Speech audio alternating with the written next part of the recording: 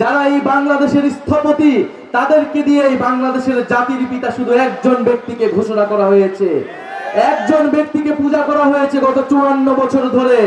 কিন্তু মাওলানা ভাসানীরা না থাকলে শেখ মুজিব কখনো তৈরি হতে পারত না।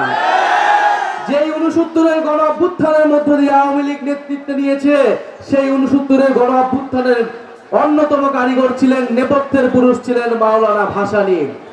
মাওলানা ভাসানী কৃষকদের জন্য লড়াই করেছিলেন, শ্রমিকদের জন্য লড়াই করেছিলেন, গণমানুষের লড়াই করেছিলেন।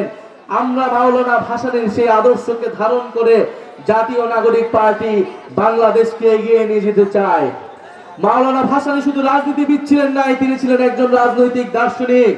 তিনি রবুভূয়েতের কথা বলেছিলেন, দায়িত্বের রাজনীতির কথা বলেছিলেন, যে আমাদেরকে দায়িত্ব নিতে হবে, আমাদের প্রাণ প্রকৃতির সমাজ এবং আমাদের আশেপাশের মানুষের দায়িত্ব নিতে হবে।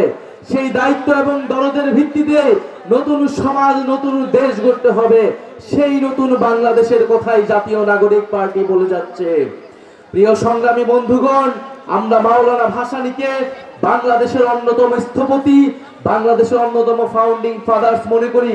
বাংলাদেশের কোনো একজন জাতির পিতা নয়, বাংলাদেশে অনেকজন জাতির পিতা রয়েছে, তার মধ্যে অন্যতম রয়েছে মাওলানা ভাসানী।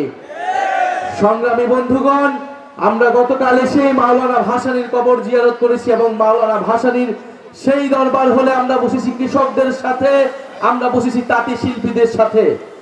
আপনারা জানেন এই টাঙ্গাইল ছিল কৃষক আন্দোলনের সূতিকাগার। টাঙ্গাইলে কৃষকরা সংগঠিত হতো, কিন্তু এখন বাংলাদেশে কোনো শক্তিশালী কৃষক সংগঠন নাই। ফলে কৃষকদের কথা বলার কোনো প্ল্যাটফর্ম নাই। কৃষকরা তাদের ন্যায্য অধিকার পায় না।